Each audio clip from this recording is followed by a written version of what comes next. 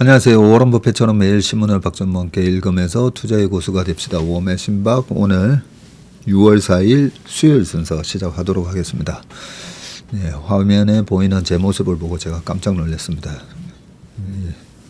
너무 정신없는 머리에다가 오늘 아침 수염도 안 깎아가지고 거의 노숙자 같은 그런 분위기입니다. 자, 오늘 점심 약속이 있어가지고요. 오늘 업로드가 좀 늦었습니다. 양해를 좀 부탁드리고요. 오늘은 오후에 또 기자분 인터뷰가 또 예정돼 있어서 무지 바쁩니다. 오늘만 또 장 끝나고 신규 고객분이 한 7팀이 찾아오셔서 정말 정신없는 또 하루입니다. 하지만 뭐 시장이 이렇게 좋으니까요. 그죠? 얼마나 좋습니까? 시장만 좋으면 뭐 7팀이 됐든 하루 종일 아무리 바빠도 상관이 없습니다. 시장이 안 좋아지면 그러면 참 마음이 불편합니다. 괜히 제가 저희 고객분들이나 우리 인턴분들도 저희 MP 참고로 많이 따라가고 계신데 시장이 안 되면 그 수익 내기가 참 힘들잖아요. 다행히 올해는 제가 늘 강조하듯이 시장을 이기는 그런 매매, 투자의 1차 목표는 일단 내가 벤치마크를 이길 수 있느냐 거기서부터 시작하셔야 된다고. 그러니까 저희가 다행히 뭐 시장 오른 것보다는 한 3-4배 이상의 수익이 나와가지고요.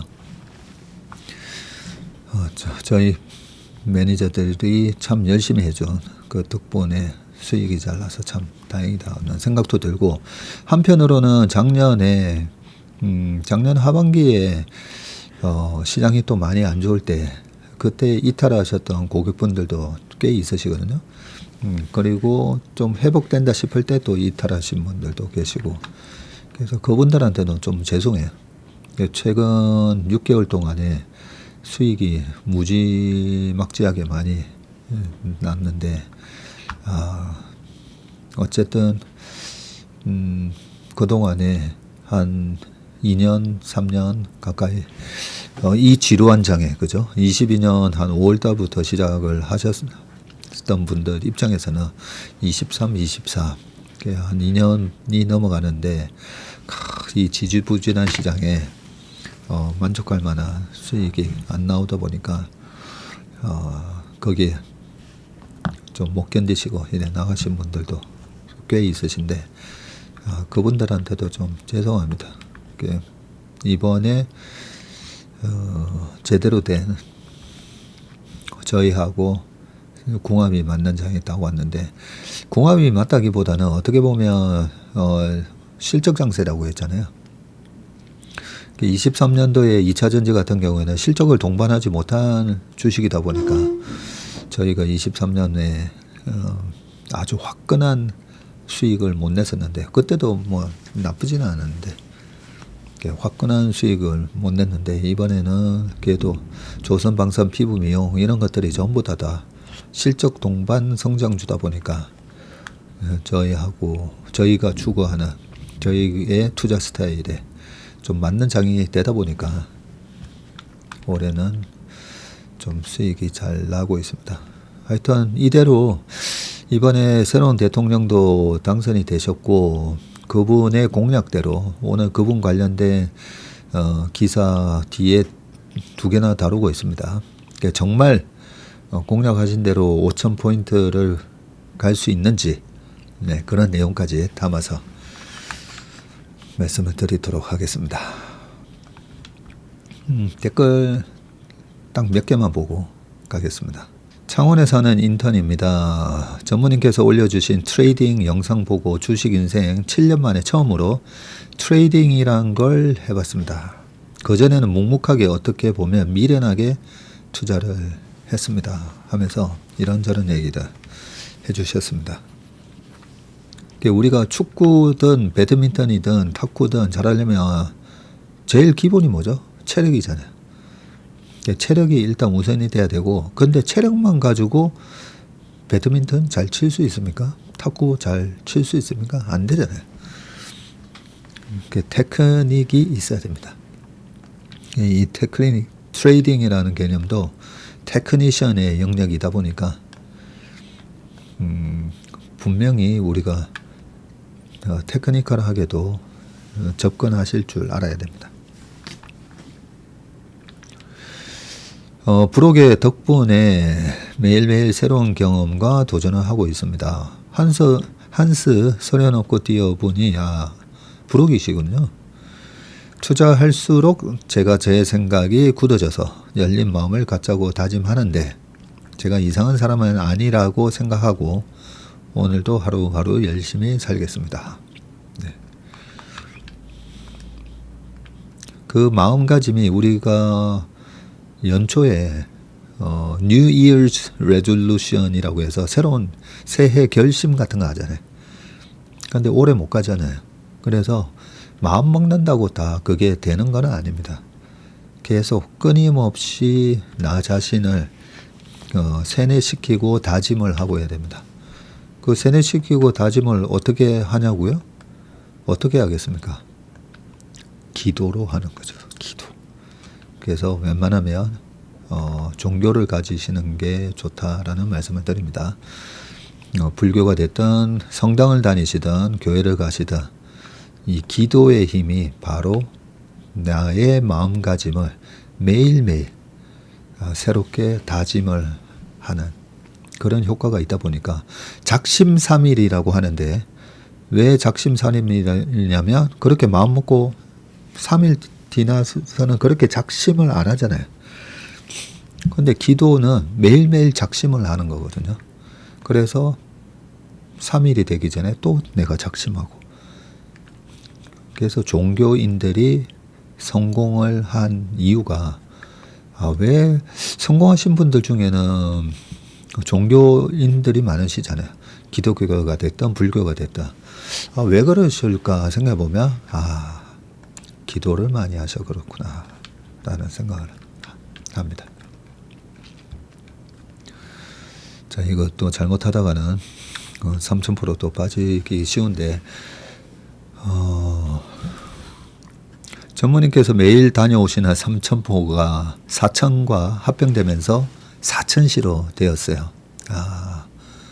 제 조카가 있는 사천이 삼천포랑 합병이 됐군요. 전 3.15 거탑과 몽고 간장 근처의 여고를 다닌 마산 토박이인데 창원과 합해지면서 마산시 명칭도 없어지고요. 네. 그러니까요. 원래는 마산이 더 큰 도시였는데 그죠? 창원하고 합쳐지면서 창원이 됐습니다.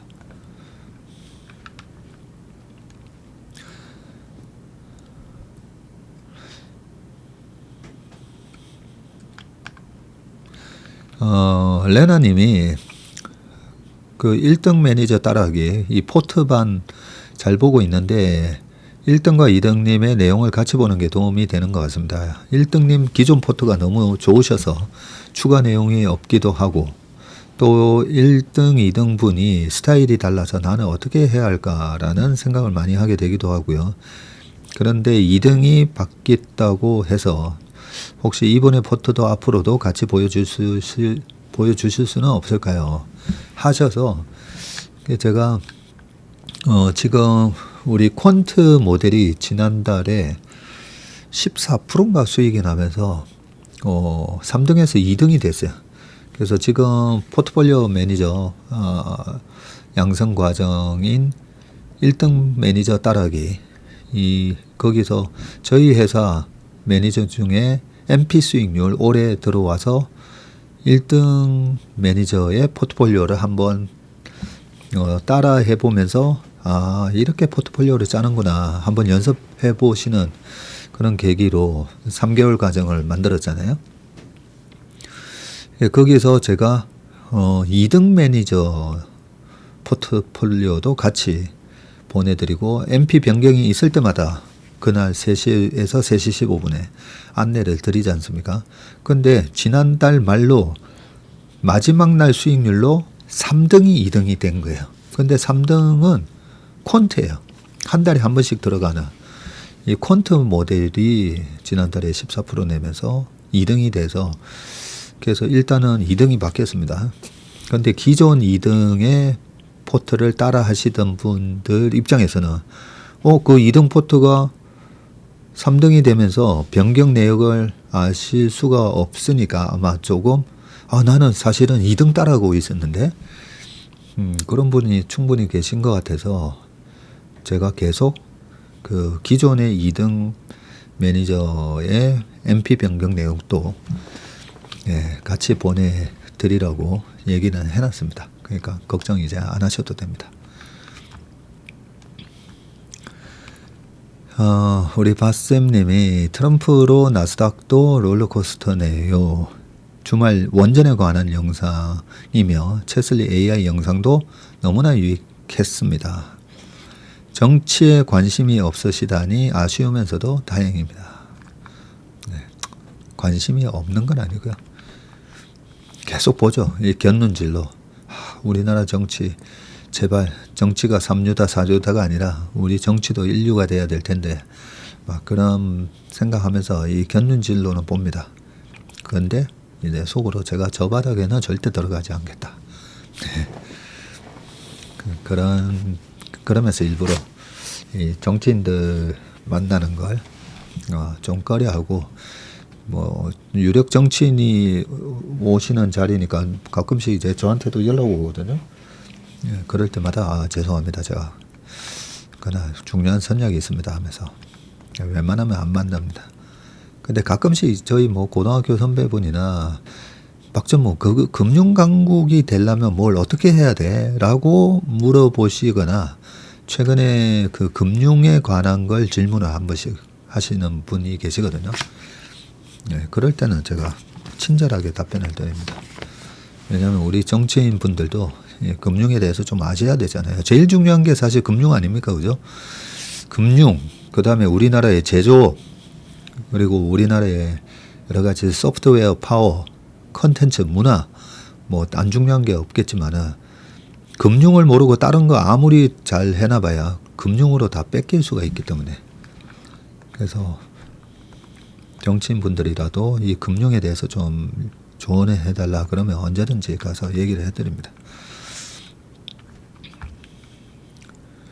머스크 베센트한테 맞았나? 머스크하네. 굉장히 예의의 분이 올려주셨습니다.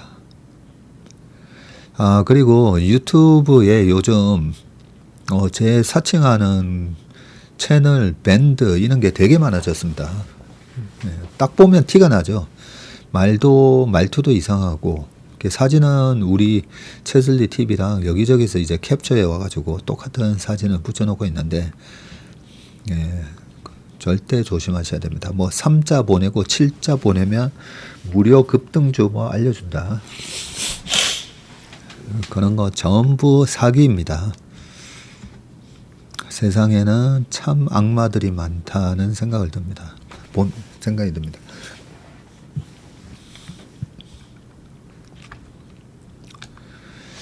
13년 전에 캐나다 이민 와서 살고 계시는데 채슬리 글로벌 멤버십 하고 싶다라고 하시면서 그 채슬리 글로벌만 하시는 분들을 위한 그 멤버십을 지금은 국내 반, 그 다음에 글로벌 반은 국내 반하고 글로벌 합쳐서 이렇게 가격이 선정되어 있는 것 같은데 글로벌 반만 그게 가능한지 한번 어세에다가 얘기는 해보겠습니다. 자, 그러면 신문기사 읽어보겠습니다. 오늘은 좀 중요한 내용들이 뒤에 많이 있습니다. 5,000피 공략이 이루어질까? 그리고 그러기 위해서 몇 가지 돼야 되는 부분이 있죠. 자사주 많은 상장사에 대한 얘기도 좀 있고 그리고 K 주식 쇼핑 돌아온 외인 이 종목 무섭게 남았다. 뭐 이런 것도 있고요. 또 다른 기사에는 오늘 가지고 온 기사는 아닌데 국장 복귀는 진홍순 그런 기사도 있었어요. 네.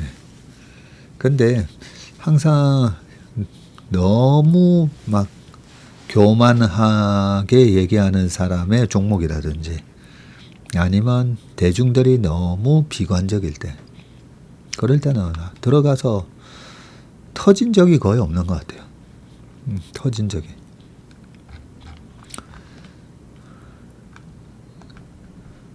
국장이 시원하게 올라줘서 참 좋습니다. 그리고 미국장도 어제 올라갑니다. 그죠? 이번에 월간 전망에서 아마 보셨겠지만 제가 그런 얘기 했잖아요. 그 채슬리 AI 진단에 나오는 시장 전망 그게 헤지 펀드들이 실제로 네, 들어왔다 나왔다 하는 신호라고요. 이제서야 헤지 펀드 6월 미국 시장 S&P 500 나스닥 전부 강세장으로 전환됐다 했잖아요. 그러니까 뒤늦게 또 여기서 막 들어오는 겁니다. 근데 우리는 채슬리 AI 신호로 인해서 4월 8일 그죠? 안정형까지 4월 8일 날 신호가 다 떴기 때문에 거의 최바닥에서 이번에 주식을 매수하는 신호들이 쭉 다 나왔기 때문에 밑에서 풀 베팅. 네, 베팅을 하려면 잘 모르겠으면 ETF 중에서도 QQQ가 S&P 500 스파이보다 낫고 QQQ보다는 속스가 낫고 그죠? 자, 그렇게 우리가 여러 가지 이런 이벤트를 겪으면서 계속 메모를 해두시고 나만의 투자 원칙으로 만들어. 백악관 히토류 논의 예고. 네, 사진 표정 보면 웃기죠. 자, 트럼프 대통령과 시진핑 국가 주석이 참고로 이 사진은 2019년입니다. 19년. 전화를 통화할 가능성이 크다. 이런 게 주식시장의 또 하나의 악재냐 호재냐. 통화를 한다고? 야, 통화를 하면 저거 되려나? 뭐 합의 되려나? 이런 기대감을 갖게 하잖아요. 그죠? 자, 캐롤라인 래빗 백악관 대변인이 두 정상이 이번 주 대화를 할 가능성이 크다고 얘기를 했습니다.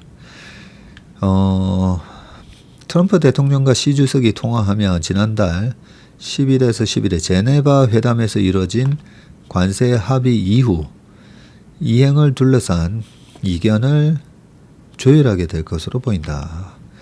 미중 간 무역 갈등은 트럼프 대통령이 지난달 말 중국의 히토류 수출 제한 등 비관세 조치 해제 지연을 두고 합의 위반이라고 주장하면서 다시 불거졌는데 중국도 트럼프 행정부의 AI 칩 수출 통제 가이드라인 발표 등이 중국에 대한 차별적 제한 조치라고 맞받아친 상태이죠.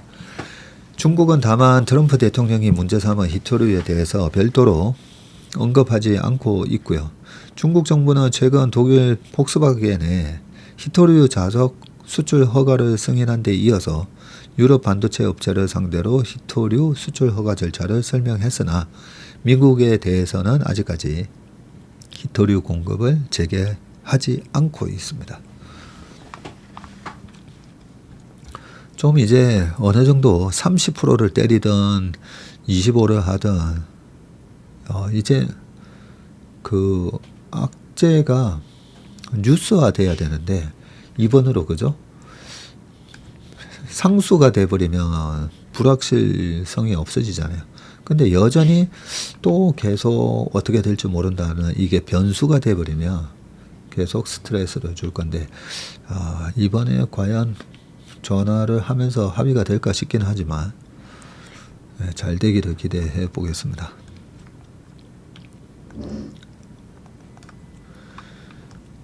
자, 그 다음은 미국 러버콜의 최고 28% 껑충 구성 따라 수익률 희비 잘 따져봐야 라고 되어 있는데 뭔가 봤더니 ETF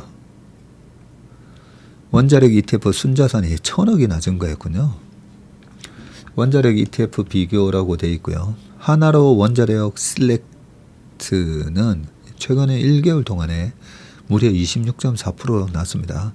라이저 글로벌 원자력, 미국 원자력 SMR, 에이스 원자력 테마 딥서치도 있고 플러스 글로벌 원자력 밸류에이치.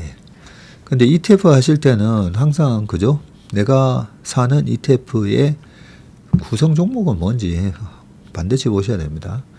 두산 에너빌리티, 현대건설, 한전 뭐 이런 식으로 쭉 들어가 있으니까 무조건 원자력이라고 해서 덥석 사시면 안 되고, 그래서 뭐 담고 있는데 꼭 보셔야 됩니다. 트럼프 대통령이 원자력 산업 육성에 적극적으로 나서면서 원자력 ETF 수익률이 1개월 최고 28%나 기록을 했고요. 순자산도 계속 증가하고 있습니다. ETF. 그래서 ETF 총 순자산이 지금 이쪽 원자력 관련해서 3천억인데 1개월 전 대비해서 1,000억이나 늘었고요. 이렇게 몰리면 ETF를 사면 그 산 돈으로 그만큼 늘어난 순자산만큼 운용사가, 이 ETF 운용사가 그만큼 또 주식을 사야 되거든요. 그러면서 또 올라가니까 좋아 보이니까 ETF로 매수가 또 몰리고, 그 돈으로 또 주식 사니까 올라가고, 그러면 그 ETF 수익률이 또 더 좋아지고. 그래서 마지막에 이 해골 바가지에 물이 어느 정도 이제 가득 찼는가를 딱 보고 도망 나와야 됩니다. 지난달 20일 상장한 이 소울 미국 원자력 SMR ETF도 11.85% 이렇게 올라왔고, 금융투자업계 전문가들은 미국뿐 아니라 기존의 원자력에 부정적이었던 유럽까지 관련 정책을 바꾸고 있는 만큼, 뭐 유럽 부정적이었던 유럽은 저기죠, 독일이죠. 앞으로도 원자력 산업의 성장이 지속될 것이라고 전망했다. 이승훈 키움증권연구원은 기후위기, 에너지 안보, AI 발, 전력 수요 급증으로 인해 원자력 수요가 증가하면서 주요국들은 정책을 친원전 방향으로 회귀하고 있다고 말을 했습니다. 특히 미국 선진국들의 원전이 노후화됐다는 점은 미국과 한국 원자력 기업에 긍정적으로 작용할 것이라는 예측. 김도연 삼성증권 연구원은 트럼프 행정부는 미국의 원자로들이 낙후된 원인이 과도한 규제에 있다고 판단하고 행정명령을 내렸습니다. 2050년까지 현재 연간 100기가와트 수준인 원자력 발전 용량을 400기가와트까지 늘리고요. 이 과정에서 차세대 원전 기술을 적극적으로 활용할 예정이다 라고 되어 있습니다. 미국을 필두로 한 서구 국가들과 중국, 러시아로 양분화된 원전 패권 경쟁 구도는 한국 원전 산업의 수출의 기회를 제공할 것이라고 했고요. 주요 원전 수출 경쟁국인 미국과 프랑스의 원전 공급망은 현재 약화해 있는 반면에 한국은 축적된 원전 건설 경험과 공급망을 갖추고 있다고 했습니다. 전문가들은 원자력 ETF가 계속 상승세를 이어갈 가능성이 있지만 각 ETF의 투자 대상과 비중이 다른 만큼 투자 전 이를 꼼꼼하게 살펴봐야 한다고 했습니다. 미국의 이 원전 관련된 주식들 쭉 내용 나와 있고요. 최근에 저희 채슬리 TV에 올려놓은 원전 관련 내용을 조회수 7만 나왔더라고요. 그러니까 여기 내용을 쭉 보면 우리 박성구 매니저가 쭉 이렇게 브리핑한 내용들이 거의 담겨져 있다, 그죠? 그 영상 한번 더 보시면 좋을 것 같아요. 다시 K 주식 쇼핑, 돌아온 외인, 이 종목 무섭게 담았다. 뭐 샀나 봐야죠. 최근 한 달 외국인 순매수 상위 종목입니다. 하이닉스를 엄청 샀다, 그죠? 1조 6천억 정도. 두 번째가 두산 에너빌리티. 야, 이렇게 보면 하이닉스 시총에 대비해서 한 1% 정도 샀네요. 1% 좀 넘게. 근데 두산 에너빌리티의 시총 대비해서는 꽤 많이 산 거다, 그죠? 그 다음에 효성중공업, SM 등등 쭉 있습니다. 여기도 뭐 미국 행정부가 2030년까지 원자료 10기를 착공한다는 얘기에 뭐 블라블라 쭉 돼 있고, 위에는 원전 얘기고요. 그 다음에 방산, 조선 방산 얘기 들어있고, 우지연 DS투자증권연구원은 조선과 방산은 올해 외국인 선호 상위 섹터라면서 전 세계적인 구조적 호황과 국내 대선 수혜 효과가 맞물리면서 추가 외국인 매수세 유입 가능성이 높다고 했네요. 증권가에서는 대선 이후 정치적 불확실성의 해소와 함께 외국인 수급이 기대된다 얘기를 했는데, 이경민 대신증권 부장은 대선 결과에 따라 경기 부양 기대 강화되며 정책 부재 국면에서 정책 강화 국면으로 전환될 것이라며 원화 강세 압력 확대와 함께 외국인 순매수세가 기대된다. 노동계 신금투 연구원은 최근 외국인의 주식 순매수 형태는 시총 상위에 집중되기보다는 내러티브가 작용하는 업종에 집중됐다면서 코스피 2600선 이상에서는 지수 상승에 외국인 유입이 필요하다. 그런 얘기를 해놨군요. 여기에 보니까 삼성전자가 없다 그죠. 이 부분이 예전 같으면 삼성전자가 당연히 반도체 메모리 1등이니까 전자로 쫙 돈이 들어왔을 건데, 그 메모리 쪽에서의 경쟁력이 지금 하이닉스가 1등으로 올라서면서 메모리 전체에 대한 1등은 아니고요. 이쪽 HBM, DRAM 스페셜티 이쪽에 1등인데, 이쪽에서 반도체로는 수익을 워낙 짱짱하게 잘 내고 있다 보니까요. 하이닉스로 매수가 많이 몰렸습니다. 자, 그 다음 이재명 5000P 공략 이뤄질까? 불확실성 완화 부양책 기대감 때문에 대선 1년 후 코스피 평균 16.5%. 이 선거 공략 때 이렇게 코스피 5000 시대, 그 다음에 수출 증가, 그리고 국가 신뢰도 상승, 이렇게 세 가지 명확한 공략을 하셨군요. 자, 대선 이후 국내 증시가 대부분 상승 흐름을 보였던 만큼 이번에도 상승할 가능성이 높다라고 하는데, 코스피는 최근 한 달간 2556에서 2700까지 5.57% 상승을 했고요. 미국 행정부의 관세 압박이 가시화돼 지난 4일 2293까지 떨어졌다가 관세 불확실성이 희석되고 대선 이후 정시 부양 기대감이 번지며 회복세를 보였다. 근데 정시 부양 기대감이라기보다는 정확하게는 상법 개정에 대한 기대감이죠. 나라에서 정시 부양책 이런 거에 속으면 안 됩니다. 1990년도에 우리나라 그때 깡통계좌라는 말이 처음 나왔을 때도 삼투신을 동원해서 정시 부양을 했거든요. 박살났어요. 정시 부양이 아니라 정시가 정말 건전화되도록 이번에 상법 개정이 이런 부분이 제대로 된다면, 그러면 제가 뭐 부일남 가서도 그랬고, 27년이면 4천 넘어갈 것 같다고 그렇게 얘기를 했습니다. 유진투자증권의 대선과 주식시장 보고서에 따르면 1981년 이후 치른 9번의 대선 가운데 6번은 한 달 뒤에 코스피가 상승을 했고, 대선 한 달 후 코스피가 상승한 경우는 전두환, 노태우, 김영삼, 김대중, 문재인, 윤석열 대통령 등인데, 대선 한 달 후 평균 상승률은 4.1%였고요. 1년 뒤를 보더라도 평균 16.5%나 상승을 했는데, 전두환 22.8, 노태우 92.4, 김영삼 32.25, 김대중 25, 노무현 14.4, 문재인 6.6 이런 순이었고요. 대선 이후 주가가 상승하는 배경에는 선거로 인한 불확실성 해소와 변동성 완화가 있는데, 특히 이번 대선은 계엄령 사태로 촉발된 정치적 불확실성이 종식되기도 해서 시장의 기대가 높다.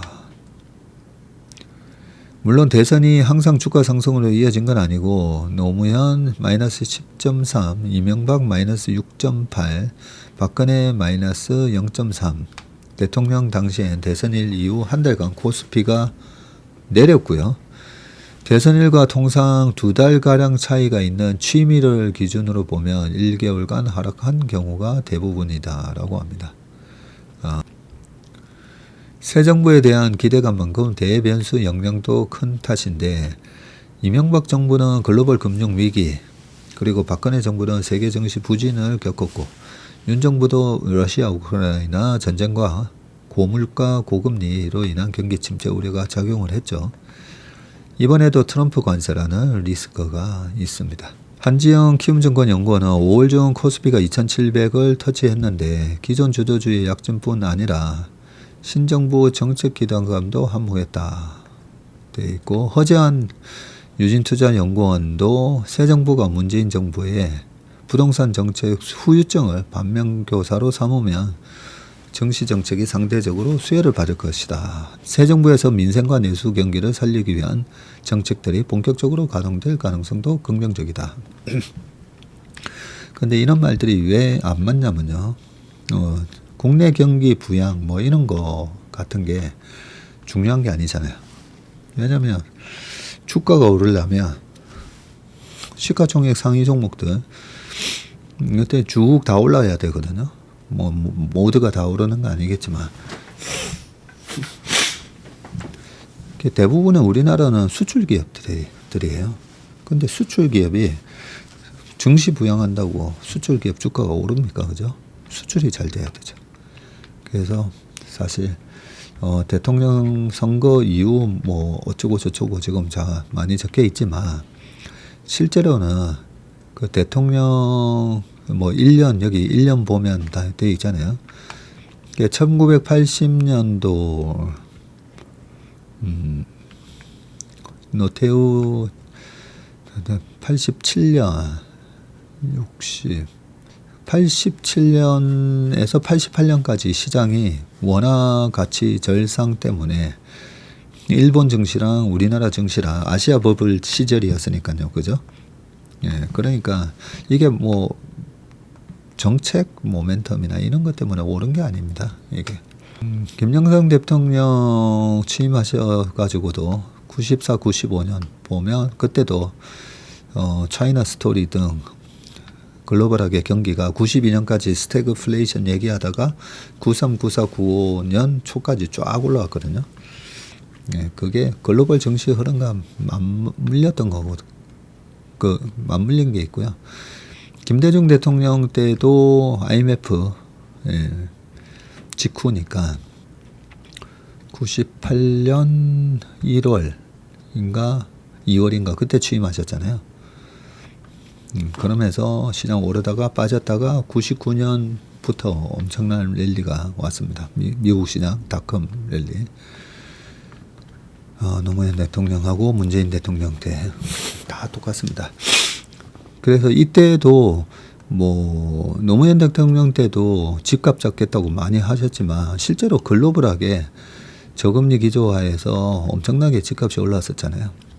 2005년, 6년, 7년. 물론 그때 페드가 뒤늦게 금리를 쭉 올리기는 했었지만 글로벌 금융시장, 부동산 시장 흐름하고 그 속에 우리 시장도 있기 때문에 저는 국내 정치와는 항상 무관합니다.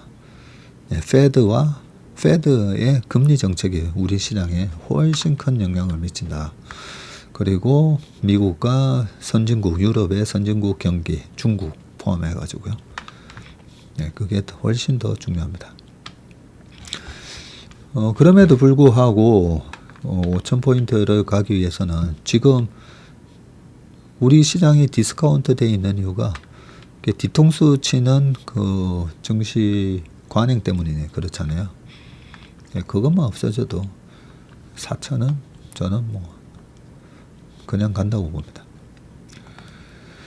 자, 마지막 기사인데요. 어떤 주식들 영향을 받을까 보면 의무소각 약속한 이 당선인의 자사주 많은 상장사 셀프 상패 시도 꿈틀 등등 돼 있는데 통신 소프트웨어 기업인 텔코웨어의 최대 주주인 금한태 대표는 자발적 상장 폐지를 위해서 이달 10일까지 전체 발행 주식수의 25.24%를 한 주당 13,000원에 공개 매수하네요. 공개 매수가 계획대로 종료되면 금 대표의 지분은 특수관계인까지 포함해서 55.89가 되고 자사주 비율이 44.11에 달하는 텔코웨어는 그래요? 자사주가 44%나 있어요? 금 대표 측의 56% 지분만으로도 상장 폐지가 될 수가 있고 상장 폐지 규정상 자사주를 제외한 지분 기준으로 코스피 상장사는 95%, 코스닥은 90% 이상만 보유하면 되기 때문이다. 이렇게 텔코웨어처럼 자사주 비중이 높은 상장사의 전략적 상장 폐지가 늘어날 수 있다는 전망이 나오는데 이재명 당선인의 자본시장 공략에 자사주 소각 의무화가 담겨져 있기 때문입니다. 이 당선인은 탈법 수단으로 회사의 돈, 즉 주주돈으로 자사주를 산 다음에 백기사에게 파는 등 소수 지배주주의 사적 이익을 위해서 자사주가 쓰이는 경우가 있다면서 이러한 점을 고려해서 가능하면 빨리 제도를 만들겠다고 했고요. 증권가에서는 자사주 비중이 높은 상장사들을 중심으로 전략적 상장 폐지 가능성을 제기하고 있습니다. 자사주를 전량 소각할 경우에 최대 주주 지분율이 급감을 해서 경영권 방어가 어려워지고 요거는 좀 표현이 잘못됐다 그죠? 자사주가 아까 40% 있고 대주주가 예를 들어서 100에서 자사주 40 그리고 대주주 지분이 30 그리고 기타 소액주주가 30 근데 자사주 40을 다 없애버려요. 그러면 30, 30만 남잖아요.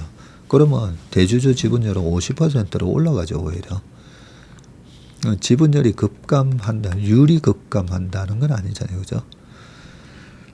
근데 자사주를 대주주 지분율이 좀 많이 낮은데 자사주를 갖고 대주주 지분율이 20%예요.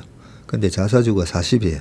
그러면 요렇게 합치면 60이니까 그걸 얘기한 것 같기는 한데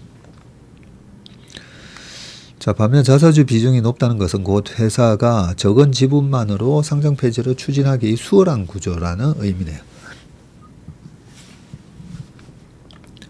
자사주 비중이 높은 기업은 향후 자사주 소각 시 경영권 악화가 불가피하고 작년 말부터 자기 주식 보고서 공시가 의무화되는 등 자본시장 규제가 강화됐고 최근 몇 년간 주주 행동주의 활동이 활발해진 영향도 있고 일각에서는 텔코웨어의 자진 상장 폐지를 이러한 리스크를 사전에 차단하는 전략적 결정으로 평가하는 이유다.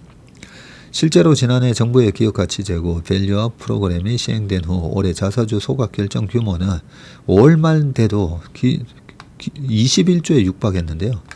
이게 작년 전체 소각 금액이 13조 9천억이었거든요.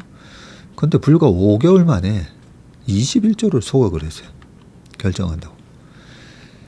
이렇게 자사주 소각 의무가 시행될 때는 최대 주주 및 특수관계인 지분율이 70% 이상이면서 최대 주주 지분율은 40% 이하인 기업, 자사주 비중이 최대 주주 지분보다 큰 기업, 자사주 비중이 50%를 넘는 기업 등이 행동주의 펀드에 타겟이 되거나 자발적 상패를 선택할 가능성이 높다는 거죠.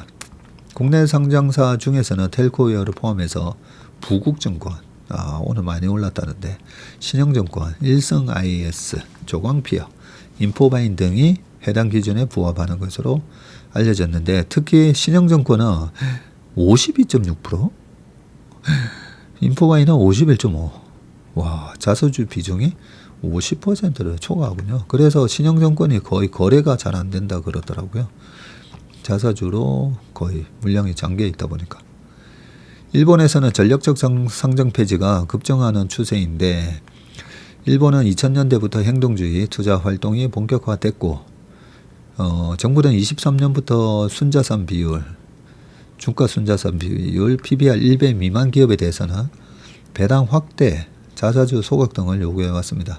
이로 인해서 지난해 일본 증시의 경영자 인수 MBO는 37건으로 집계 이래 역대 최대치를 기록했고요. 엠비어는 기업 경영진이 주주들로부터 회사 주식을 사들이는 것을 의미하는데 일본에서는 엠비어는 대부분 상장 폐지가 목적입니다. 전문가들은 앞으로 자사주 소각 의무화 정책이 구체화할수록 자사주 보유 여부뿐만 아니라 지배주주 지분과의 상대적인 영향력이 중요해질 것으로 봤고요. 이경련 대신정권연구원은 투자자들은 단순히 자사주 보유 비율만 보는 것이 아니라 최대 주주 및 특수관계인 지분율과의 관계를 종합적으로 평가해야 한다고 말을 했습니다. 네. 하여튼 이래저래 여러 가지 증시에 긍정적인 효과가 있습니다. 여기 아까 자진상폐라고 했잖아요. 자진상폐하려면 공개매수해야 되잖아요. 공개매수를 그냥 지금 10,000원인데 10,000원에 공개매수 하겠다면 팔겠습니까? 그죠? 10,000원인데 13,000원 줄 테니까 그냥 저한테 다 파세요. 이러면서 이런 자진상폐 자체도 우리나라 증시를 밸류업 시키는 분명히 그런 요인으로 작용을 하고 있습니다. 근데 이제 이런 게 시작이 불과해요. 시작이 불과합니다. 네, 워맨신박은 오늘 여기까지 하겠습니다. 오늘 하루도 행복한 하루, 건강한 하루 되시길 바라겠습니다. 고맙습니다.